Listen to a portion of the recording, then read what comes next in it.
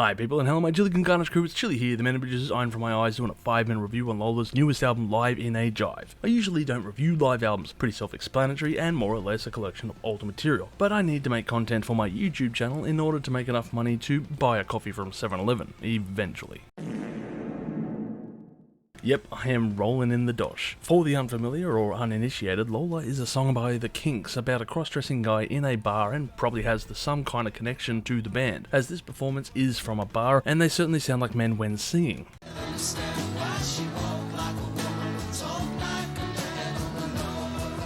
Now I couldn't comment on their appearance, but I hope they find this joke somehow funny.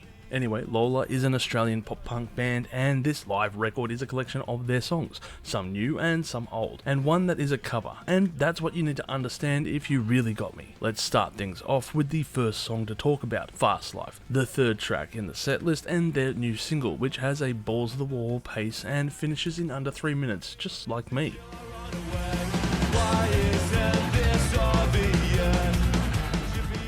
I love this song. I think it really reminds me of NoFX and some of the material from their 90s, in particular the guitar riff, which feels quintessential of what you must do in a live setting, and that is to mosh. Mosh to your heart's content, people. Mosh until it hurts you tomorrow because you're old and your knees do that weird click thing when they're in that weird angle. I'm too old for this shit.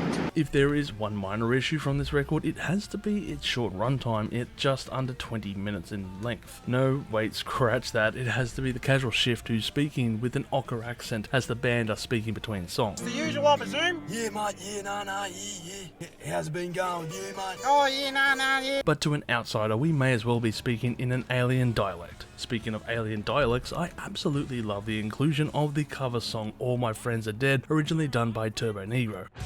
All my friends are dead.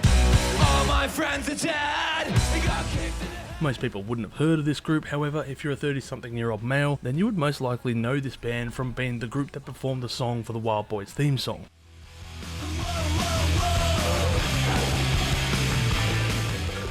So massive credit for performing this cover of the tune.